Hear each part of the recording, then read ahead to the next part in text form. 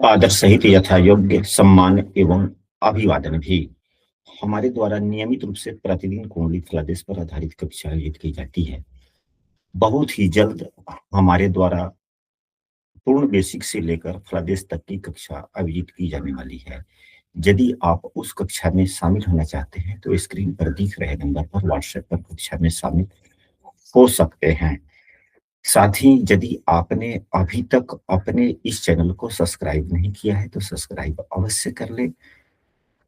और आइए चलते हैं, अब आज की विषय वस्तु शुरू करते हैं। तो आइए शुरू करते हैं। अभी का विषय वस्तु है कि ग्रह कब अच्छे फल एवं कब खराब फल देते हैं। बृहत्पराशर होरा शास्त्र पुस्तक के जो हम लोग अध्ययन करते हैं उसके पृष्ठ संख्या 150 पर जो बातें दी गई है उसके आलोक में हम लोग समझने का प्रयास करेंगे। कल की भी कक्षा में हम लोग बृहत्पराशर होरा शास्त्र के पृष्ठ संख्या 150 पर के ही विषय वस्तुओं को हम लोगों ने समझने का प्रयास किया था। तो आइए चलते हैं, हम लोग बृहत्पराशर होरा शास्त्र पुस्तक का पहले अवलोकन करते हैं। यहाँ पर लिखा जा रहा है कि जिन जिन भावों के स्वामी अस्त हो, त्रिकेश यानी कि छठे आठवें 12वें के स्वामी से युक्त हो, या अपने भाव को न देखते हो, मृतावस्था में हो, वृद्धावस्था में हो, सुप्त अवस्था में हो व पीड़ित हो, तो उन भाव के फल नष्ट हो जाते हैं। अब हम यह जानना चाहेंगे कि इस कुंडली पर यह किस भाव पर लगाया जाए। अभी जातक की उम्र यहाँ पर देखा जाए, शनिदेव वृषा राशि में है और शनिदेव का अंशात्मक मान 29 है। शनिदेव अभी गोचर कर रहे हैं मीन राशि में 16-17 अंशों के हैं। स्पष्ट है कि अभी 30 वर्षों में कम से कम 5-6 वर्ष कम है, 24-25 वर्ष। तो किस भाव से संबंधित अगर समस्या हो तो संबंधित ग्रहों को हम लोग देखते हैं। नियम यह है कि जब भी प्रदेश कोई करवाता है कुंडली का तो संबंधित व्यक्ति अपने प्रश्न वह जरूर रखते हैं कि हमें यह समस्याएं हैं, तो उस भाव से संबंधित विषय वस्तुओं को हम लोग देखते हैं। अब जीवन में मान लिया जाए कि जीवन में हमें से ही कंपटीशन भरा रहता है, कभी किसी क्षेत्र में तो कभी किसी क्षेत्र में। चाहे नौकरी हो तो सहयोगियों से कंपटीशन, पढ़ाई हो तो अपने सहपाठियों से आगे निकल जाने की कंपटीशन, परीक्षा दे रहे हैं तो परीक्षा में अव्वल आने का कंपटीशन। यानी कि कुंडली का छठा भाव हमें संघर्ष भी कराता है, एवं यदि छठा भाव अच्छा होता है तो अच्छी बात हो जाती है, हम हर प्रकार के कंपटीशन में आगे निकल जाते हैं। हम लोगों ने कल की कक्षा में कौन कौन से विषय वस्तुओं के बारे में समझा था, तो अस्त ग्रहों के बारे में समझा था। क्या इस कुंडली में कोई ग्रह अस्त है या क्या है, किसी एक भाव को आधार लिया जाए, किस भाव को आधार ले लिया जाए, कोई भी सदस्य एक बोले। नहीं हो तो बोनी जी आप ही बोलिए।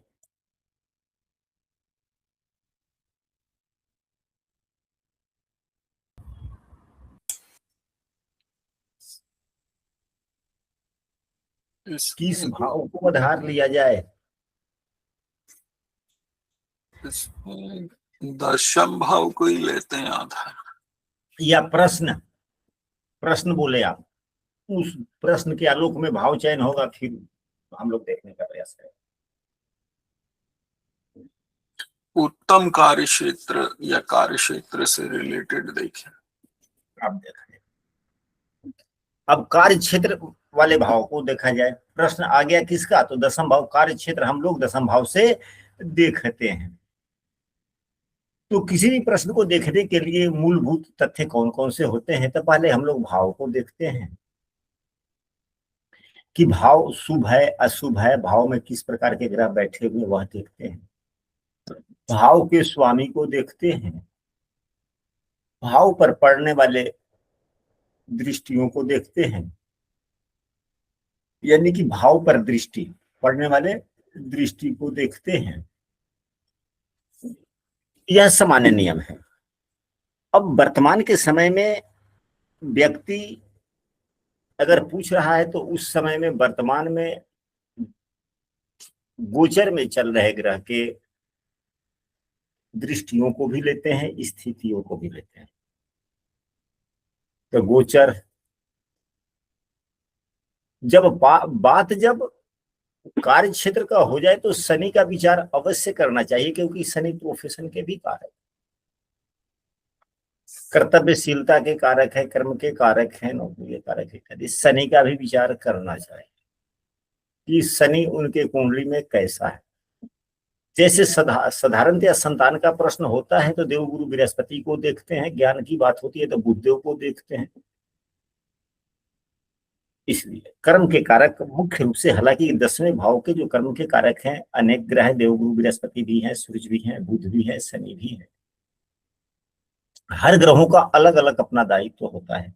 सूर्य हम अपने कार्य क्षेत्र में कितना प्रतिभा तक जा सकते हैं उसके लिए, हम अपने कार्य क्षेत्र में बुद्धि का इस्तेमाल कितना कर सकते हैं उसके लिए बुधदेव, जो हम काम कर रहे हैं उसके बारे में हमारे पास में किस प्रकार का ज्ञान है उसके लिए देवगुरु बृहस्पति, कर्तव्यशीलता काम मेरा कैसा होगा शनिदेव।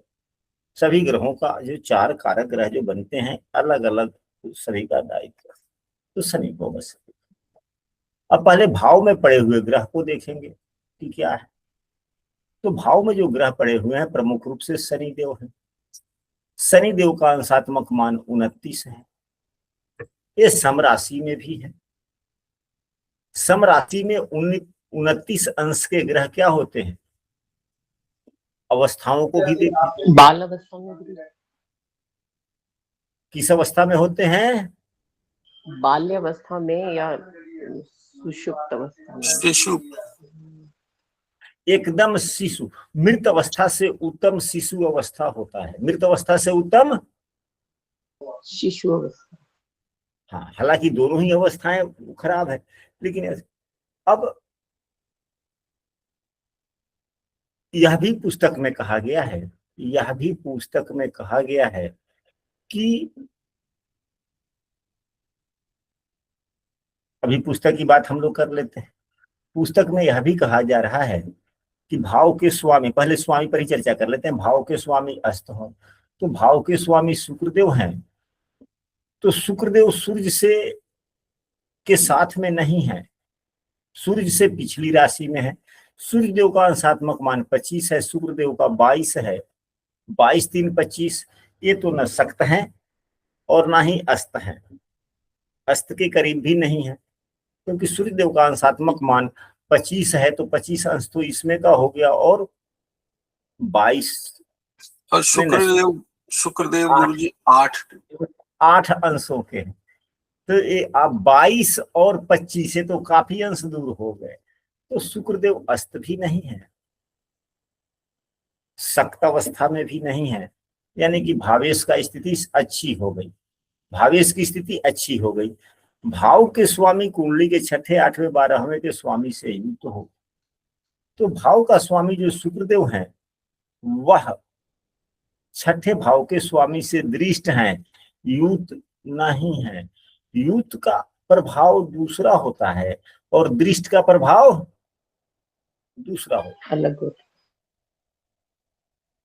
अगल बगल में ही हो जाते हैं। वो एक दूसरे को पूर्ण प्रभावित करते हैं, लेकिन दृष्टियों से प्रभावित करने का प्रयास करते हैं, दृष्टियों से प्रभावित करने का प्रयास करते हैं।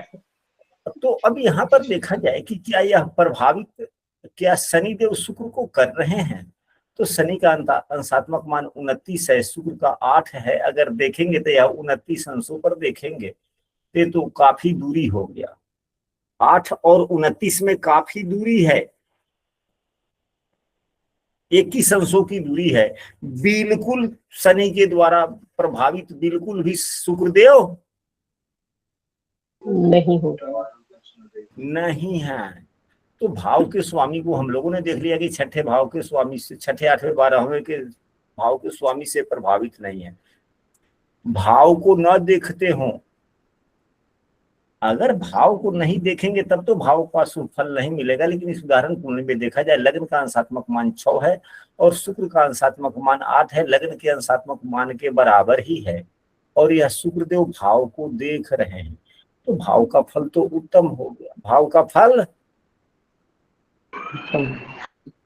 उत्तम उत्तम हो गया।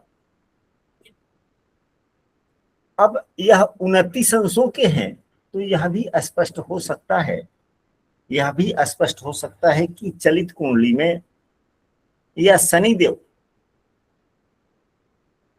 वक्री स्थिति में मिथुन राशि में रहे होंगे और मिथुन राशि से वृषभ राशि में आए होंगे, क्योंकि एक ही अंश तो यह कम है, या 30-29 पॉइंट कुछ होंगे, यानी कि शनिदेव मिथुन राशि के जैसा फल देंगे।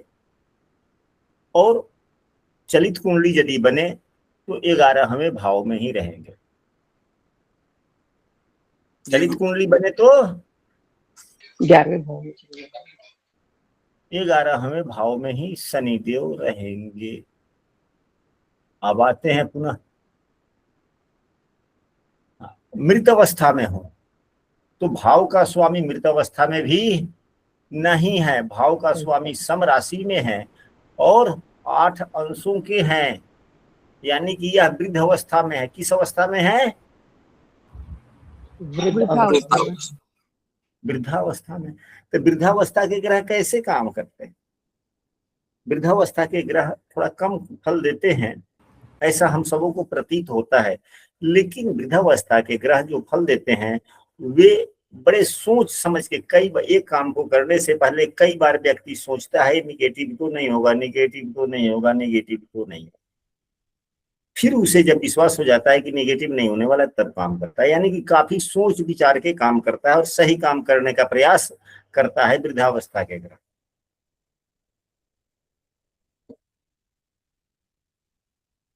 अभी शुक्रदेव पर ही चर्चा चल रही है, तो हो गया वृद्धावस्था में नहीं,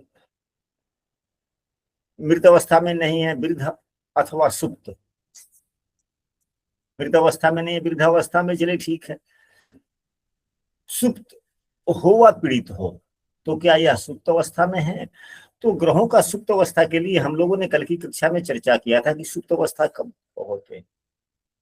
तो विषम राशि में अंतिम अंश 20 से विषम राशि का तीसरा दृष्टान, सम राशि का पहला दृष्टान सुसुप्त अवस्था होता है। विषम राशि के अंतिम 10 अंश यानी कि 20 से 30 अंश तक सुसुप्त अवस्था कहा जाता है। विषम राशि के अंतिम 10, लेकिन यहां तो यह शुरू के ही सम राशि में है, तो सम राशि के शुरू के 10 अंश सुसुप्त अवस्था कहा जाता है। हम लोगों ने इसके बारे में कल की कक्षा में काफी चर्चा की थी जी। तो एक तो ग्रह वृद्धावस्था में थोड़ा आलस्यपना, सोच समझ कर काम करना, देरी से काम करना, सुसुप्त अवस्था के भी फल सोया हुआ ठीक नहीं, तो काम मिलने में या काम करने के ढंग में थोड़ा सा कम है। अब यहाँ भाव में और कुछ जो पुस्तक कह रहा है उस पर चले। पुस्तक कह रहा है कि हाँ सुप्त व पीड़ित हो तो उन भावों के फल नष्ट हो जाते हैं, यानी कि शुक्रदेव कुछ यहाँ पे तो अच्छे नहीं दिखे भावेश, क्या पीड़ित हैं? तो शुक्रदेव मंगल एवं केतु से युक्त हैं। मंगल इस कुंडली के योग कारक ग्रह हैं, मंगल इस कुंडली के योग कारक है, योग कारक ग्रह फलों में वृद्धि करता है। योग कारक ग्रह फलों में वृद्धि करता है, फलों में वृद्धि करता है। योग कारक ग्रहों के द्वारा कोई ग्रह पीड़ित नहीं होता। हाँ, केतु से क्या पीड़ित हो रहे? गुरु जी केतु की डिग्री कितनी है? 14 डिग्री। 14 डिग्री केतु की है।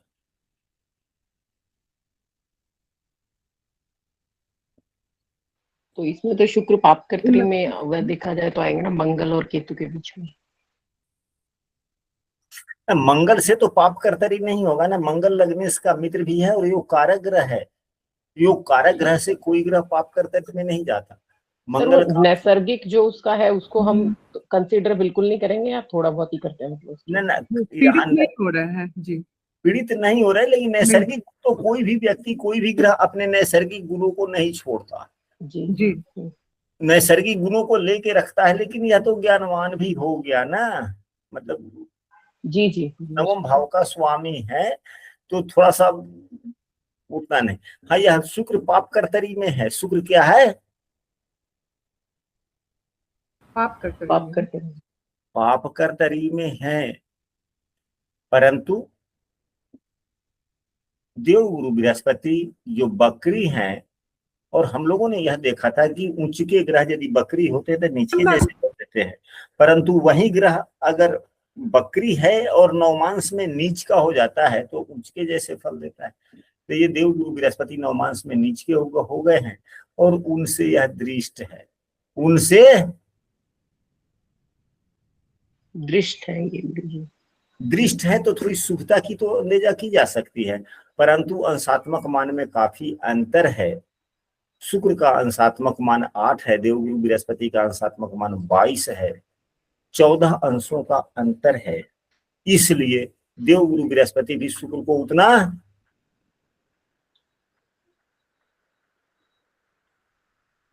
गुरु जी इसमें त्रिकेश भी है ना गुरु, इस कुंडली के मतलब ठीक है, जी जी लेकिन इनकी मूल त्रिकोण राशि कुंडली के पंचम भाव में, पंचम जी जी।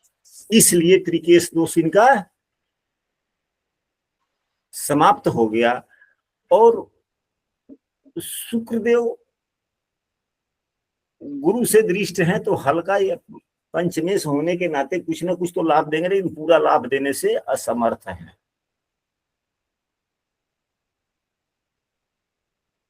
अब रही बात दसम भाव की चर्चा की जाए, दसम भाव में बैठे हुए ग्रहों की, ये तो हो गया भावेश की चर्चा। यह क्या हुआ?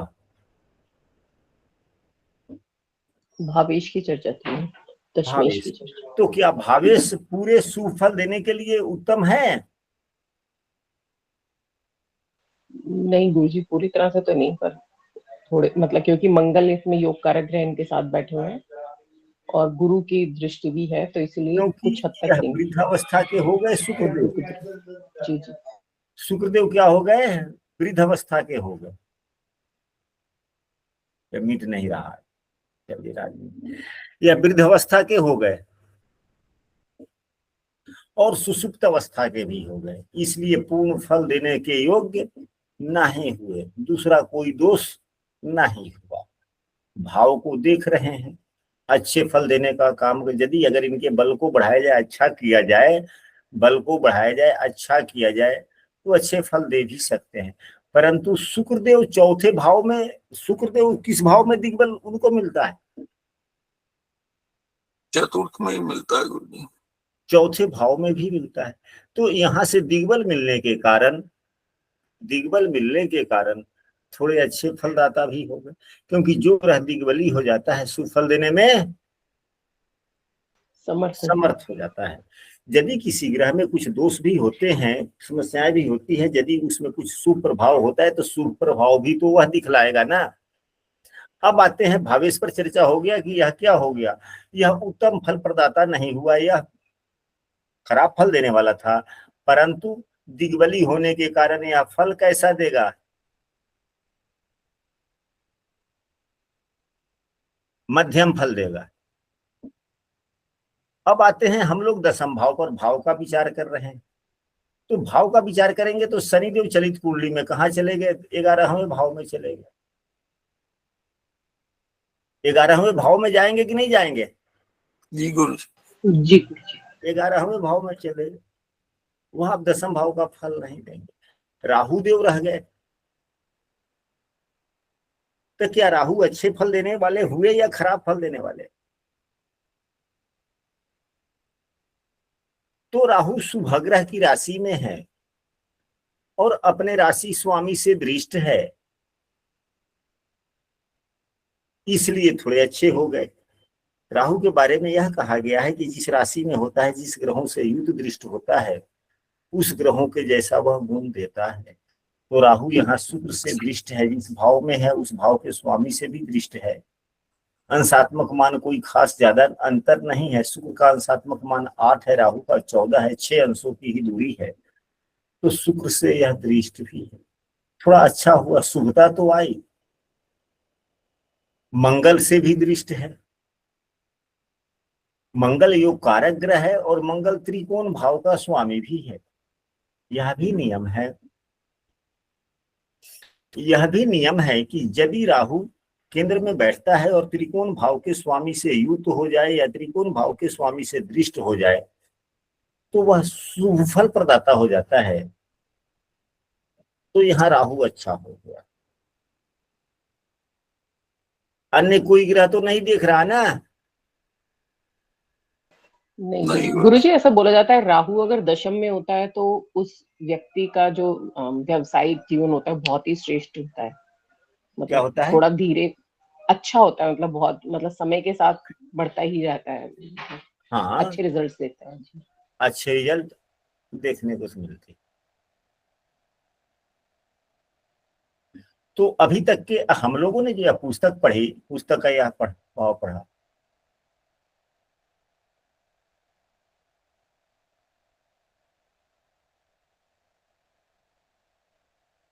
तो कैसे फलादेश किए जा सकते हैं?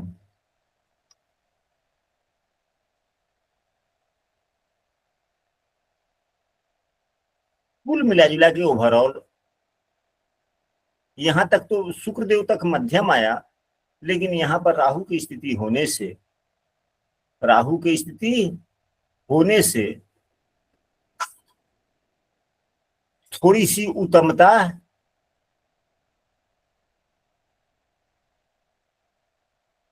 बढ़ गई, क्योंकि ये मंगल से भले ही 12 अंशों की भी दूरी पर है, 15 अंश के भीतर में कुछ तो मंगल प्रभावित करेगा, कुछ तो मंगल 10% ही हो, 5% ही हो, कुछ तो प्रभावित करने का प्रयास करेगा। और जिस राशि में है, शुभग्रह की राशि में है, शुभग्रह के द्वारा दृष्ट है, अच्छी बात। अब राहु का अंशात्मक मान 14 है, शनि यदि खष्टेश भी है तो शनि की युति राहु की युति में अंतर 15 अंशों से अधिक है, 15 अंशों से अधिक है। अधिक है। इसलिए शनि का प्रभाव क्या राहु पर पड़ेगा? नहीं गुरुजी, नहीं पड़ेगा। अगर शुक्रदेव का कुछ थोड़ा बहुत हल्का उपाय किए जाए तो बहुत ही उत्तम फल मिलेगा। यह जातक जैसे कि शुक्रदेव भाव के आधार पर यह रात्रि वाले भाव में, मध्य रात्रि वाले भाव में बैठे हुए हैं, अपने दिग्बली अवस्था में है। यदि जातक एक रूटीन बना ले अपने जीवन में कि शाम के समय सभी काम समाप्त करने के बाद में, भोजन करने से पहले माता लक्ष्मी को नमन करे, अगरबत्ती धूप जलाए, अपने जथा ज्ञान न जैसा भी हो, थोड़ा 2 मिनट 4 मिनट 5 मिनट पूजा कर ले, तो क्या होगा?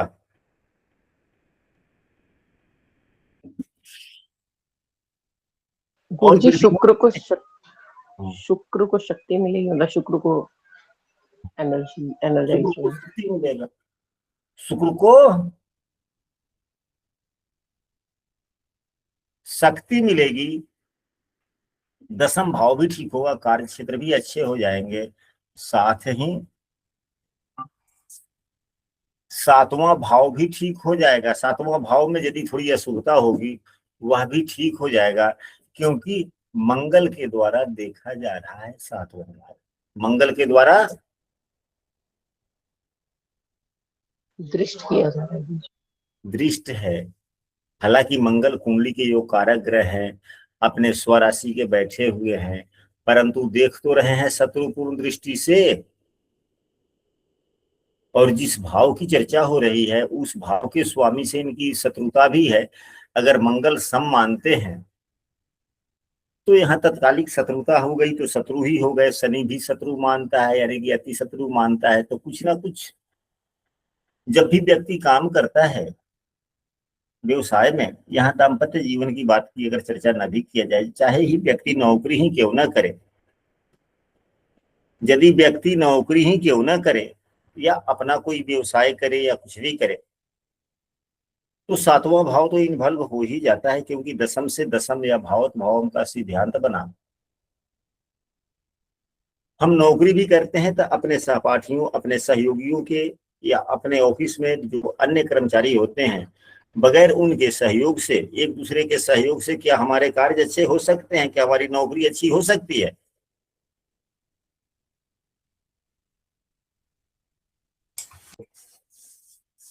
नहीं हो सकती।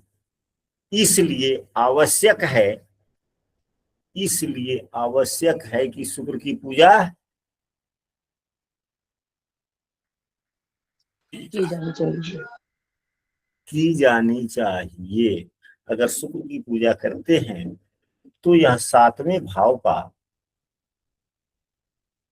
कर्म भूमि भी है। सातवें भाव का कर्म भूमि है कर्म चौथा भूमि। भाव। जी जी। तो जिस भाव का काम अगर कुछ समस्याएं आ रही हो, तो उस भाव से 10वें भाव को यदि हम शुभ बना देते हैं तो संबंधित भाव कुछ ठीक ठाक हो जाता है। संबंधित भाव कुछ ठीक हो जाता है। व्यक्ति के जीवन में कितनी भी परेशानियां आ रही हो, अगर वह व्यक्ति अपने 10वें भाव को अच्छा बना ले तो लगभग सुखी जीवन जी लेता है। लगभग सुखी जीवन जी लेता है। जी लेता है। इसलिए चौथे भाव की शुभता बढ़ाना आवश्यक है, क्योंकि चौथे भाव में मंगल और केतु दोनों उग्र ग्रही है, और दोनों का अंशात्मक मान लग्न के अंशात्मक मान के लगभग करीब है। उतना दूर नहीं है, उतना दूर नहीं है। इसलिए यह लग्न को तो प्रभावित करेगा। अब तो यह जो श्लोक हम लोगों ने पढ़ा, अब तो इसमें कहीं से कोई संशय नहीं रह गया ना? नहीं गुरु जी। आगे बढ़े जी गुरु जी। जी। अब यहाँ पर देखा जाए, अगले श्लोक में लिखा गया है कि जो भाव शुभग्रह से दृष्ट हो, भाव अपने स्वामी शुभ ग्रह से युक्त हो, यानी कि भाव में शुभग्रह हो, भावेश शुभग्रह से युक्त हो, दृष्ट हो, शुभग्रह से संबंध बना रहा हो, भावेश यानी कि भाव का स्वामी युवा अवस्था में हो, प्रबुद्ध हो, राजकुमार अवस्था में हो। अब यहाँ पर प्रबुद्ध का मतलब क्या हो?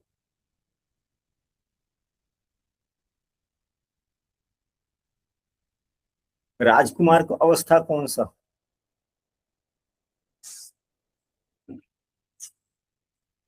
युवा से थोड़ा सा कम। नहीं ना, अब यहाँ पर, अब देखिए यहाँ पर हम लोगों को चर्चा होना आवश्यक है। अवस्थाएं तो 5 ही होती: बाल, किशोर, युवा, वृद्ध, मृत। तो युवा तो मिल गया, किशोर राजकुमार, होना चाहिए। तो फिर राजकुमार अवस्था कौन हो जाएगा? किशोर होना चाहिए फिर गुरु जी। राजकुमार मतलब किशोर कह सकते हैं ना? जी गुरु जी। जी गुरु जी। तो फिर प्रबुद्ध किसको कहेंगे? वृद्ध हो जाए, युवा प्रबुद्ध वृद्ध हो सकता है गुरु जी। हाँ जी, प्रबुद्ध को, प्रबुद्ध अवस्था वृद्ध को ही कहेंगे। तो यहाँ पर तो मृत अवस्था, यहाँ पे वृद्ध अथवा सुप्त लिखा गया, हो सकता है कुछ नहीं, क्योंकि पुस्तक में यहाँ पर देखा जाए प्रबुद्ध यहाँ पर लिखा गया, लेकिन यहाँ पर क्या वृद्ध वाली बातें हैं?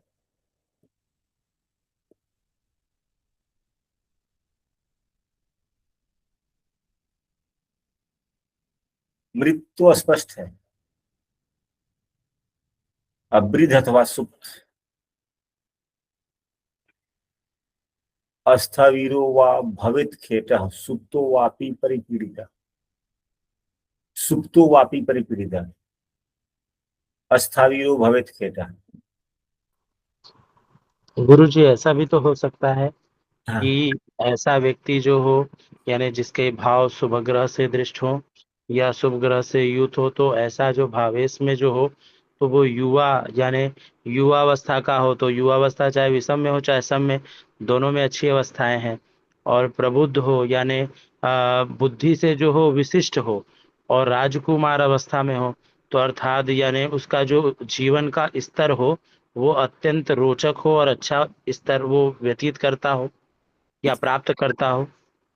यहाँ पर देखा जाए, प्रबुद्ध का मतलब बाल तो हो नहीं सकता, युवा और किशोर तो यह हो गया स्पष्ट। तो प्रबुद्ध व्यक्ति कब होता है? जब वृद्धावस्था को प्राप्त करता है तभी तो प्रबुद्ध होता है ना।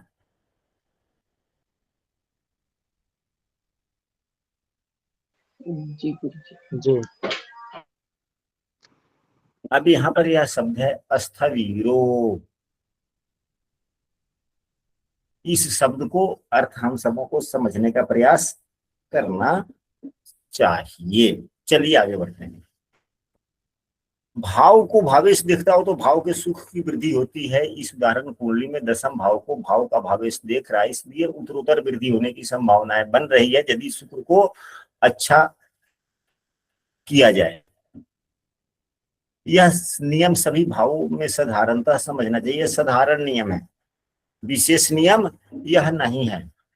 ये जो बेसिकली जो नियम है वह नियम यहाँ पर बतलाएंगे।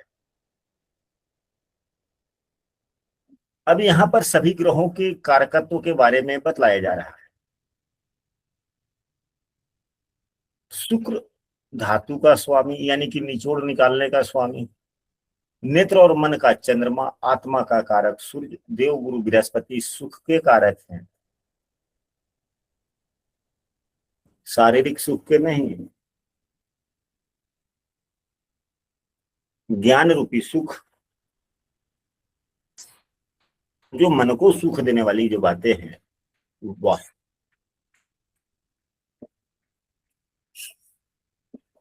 यहाँ नेत्र और मन का चंद्रमा, तो नेत्र के लिए सूर्य देव का भी विचार किया जाता है। सूर्य देव से दाया नेत्र और चंद्रमा से बायां नेत्र। क्रोध पराक्रम मंगल से, बुध बुद्धि के, शनि दुख का, राहु ऐश्वर्य का स्वामी होता है। अब राहु देव ऐश्वर्य के स्वामी हैं और इस कुंडली में राहु देव दशम भाव में है और कुंडली के भाग्य भाव के स्वामी, चौथे भाव के स्वामी यानी कि योग कारक ग्रहों से दृष्ट है, और जिस भाव में है उस भाव के भावेश से भी दृष्ट है। तो क्या राहु ऐश्वर्य प्रदान करने में सहयोगी बनेंगे या नहीं बनेंगे? बनेंगे गुरु जी, बनेंगे। बनेंगे। यहां भी उपाय आया, घूम टहल के शुक्र ही, घूम टहल के शुक्र ही। अब इसके बाद में जो बतलाया जा रहा है, इसका उपयोग साधारणतया फलादेश में लोग न के बराबर करता है। यहाँ पर लिखा जा रहा है कि एक लग्न में 3 दृश्यकान होते हैं। जन्म के समय लग्न में प्रथम दृश्यकान हो यानी कि 0 से 10 अंशों के बीच में लग्न का मान हो तो लग्न को मुंह, दूसरे एवं 12वें भाव को नेत्र, तीसरे एवं 11वें भाव को कान, चौथे 12वें को नाक, 5वें 9वें को कपोल, 6ठे 8वें को दाढ़ी, 7वें भाव से मुख की कल्पना करनी चाहिए। यह अच्छी बात है, हमें नहीं कहते कि यह बातें उचित नहीं है, लेकिन साधारणतया फलादेश में हम लोग किस प्रकार उपयोग करते हैं या सभी ज्ञानी जन किस प्रकार उपयोग करते हैं? ऐसी बात नहीं है कि बृहत पराशर शास्त्र, होरा शास्त्र हम लोग जीवन में पहली बार पढ़ रहे हैं। हम लोग पहली बार पढ़ रहे हैं, लेकिन हम लोगों से भी तो पहले पढ़ने वाले असंख्य लोगों ने पढ़ा, अनगिनत लोगों ने पढ़ा है ना। जी गुरु जी। लेकिन सभी गुरुजनों का कहना है, पूर्वाचार्य लोगों का कहना है, जिस प्रकार, क्योंकि वो लोग अनुभवी है, या अगर हमें ही किसी ने शिक्षा दिया है, पढ़ाया है, या आप लोगों ने भी जिससे पढ़ा है, तो ये सभी लोग अनुभवी थे या हैं। क्या उन लोगों ने ये इस प्रकार की बातें कही है कि इसका अनुपालन करो?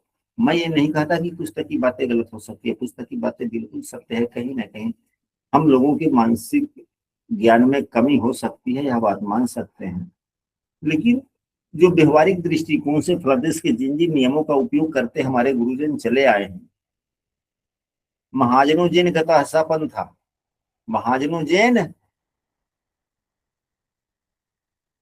गता सुपंथा। गता हसापन था। यह तो बृहत पराशर होरा शास्त्र है, ज्योतिष शास्त्र का संविधान है।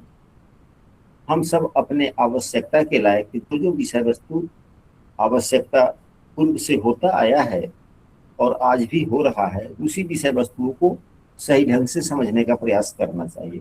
हाँ, यहाँ पर जो यह बातें दी गई है, यदि इसको भी आप सभी समझना चाहते हैं, यह उत्तम ही बात है।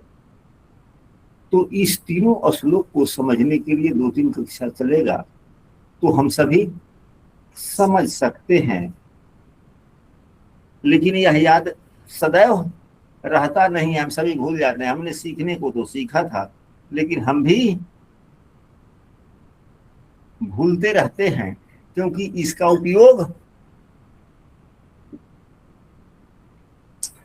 कम करते। अब यहाँ पर देखा जाए, लिखा जा रहा है कि यदि दूसरा दृश्यकाल हो तो लग्न से कंठ का, यदि तीसरे दृश्यकाल में जन्म हो यानी कि लग्न का अंशात्मक मान 20 अंश से 30 अंश का हो तो लग्न से वस्ती का, दूसरे एवं 12वें भाव से लिंग बुराई डाली।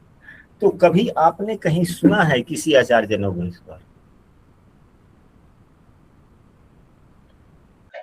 गुरुजी मेडिकल एस्ट्रोलॉजी हमारे मतलब भारतीय विद्या भवन में कोर्स था, उसमें थोड़ा बताया गया है। हाँ,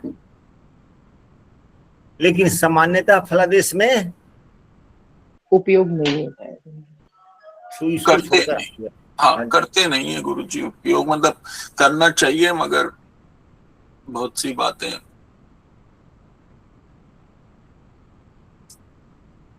अब देखिए यहाँ पर नीचे 7वें भाव को पैर समझना चाहिए। तो हम लोग जो उपयोग करते हैं उसकी चर्चा करते हुए आगे बढ़ते हैं। यहाँ पर लिखा जा रहा है, तो लग्न भाव से हम लोग भाव से ऊपर के शरीर के अंग यानी कि मस्तिष्क, ललाट, सड़के, बाल इत्यादि का विचार करते हैं।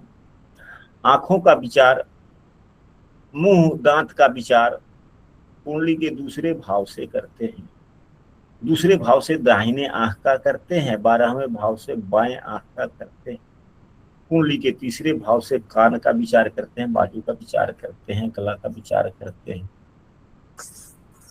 बाएं दाएं कान के लिए, दाहिने कान के लिए यह तीसरा, और इसके लिए बाएं कान के लिए इस भाव का 11 भाव। चौथे भाव से हृदय का विचार करते हैं।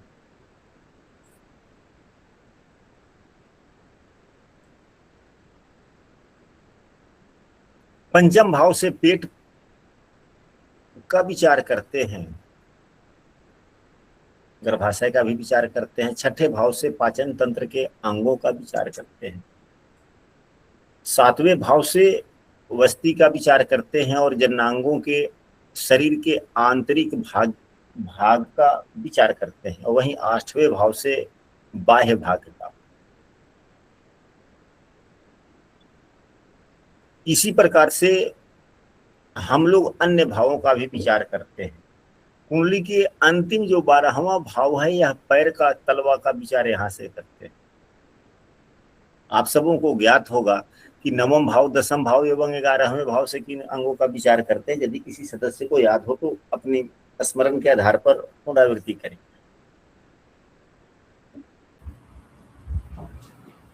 दसम भाव से घुटना, 11 भाव से टखना और 12वें से तलवा, पंजा, दोनों पंजा। तलवा, यानी कि ठेहुना से नीचे का भाग 11वें भाव से, और ठेहुना से ऊपर का भाग 9वां भाव। हाँ, और ठेहुना का यहाँ से। चलिए, इसके बाद में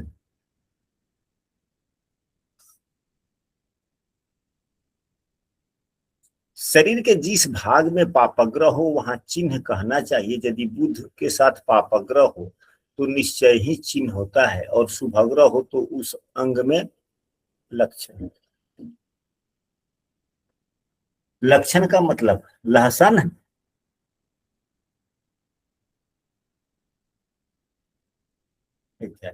लेकिन पापाग्रहों का होना आवश्यक। तो जो भाव हम लोग तो यह पूर्व से भी पढ़ते हैं कि कुंडली का जो भाव सबसे ज्यादा पाप प्रभावित होता है, जिस भाव के स्वामी खराब होते हैं, जो भाव पाप प्रभावित होता है, शरीर के उस अंगों में कुछ ना कुछ चिन्ह देखने को मिलता है। लेकिन खराब हो तब तो, अब चौथा भाव ही ले, क्या चौथा भाव में दो दो पापग्रह सामान्यतः दिख रहे हैं, तो क्या खराब है चौथा भाव या शुभ है? शुभ है, क्योंकि योग कारक ग्रह है। योग कारक ग्रह भी है, दशमेश भी है, तो केतुदेव खराब हुए नहीं। 10वां भाव भी शुभ हो ही गया, राहु है तो शुभ ग्रह से दृष्ट है। सामान्यतः इस कुंडली में तो वैसे कोई भी भाव नहीं दिख रहे हैं। हाँ, गौर से देखा जाए वो बात अलग है, लेकिन प्रथम दृष्टिया तो शरीर एकदम ठीक ठाक।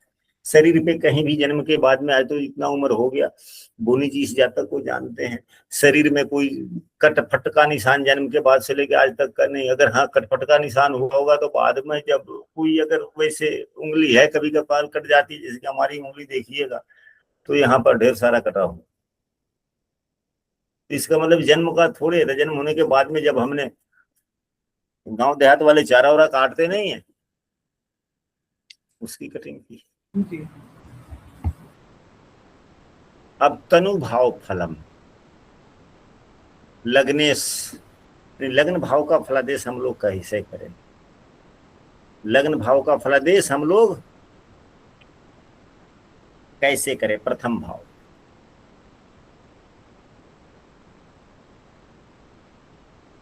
तो लग्नेश पापग्रह से युक्त होकर छठे, 8वें, 12वें हो तो शरीर सुख नहीं होता, या यहां से रहने दिया जाए। अलग अलग भावों को आधार मानकर यहाँ पे सभी भावों के बारे में बतलाया गया है।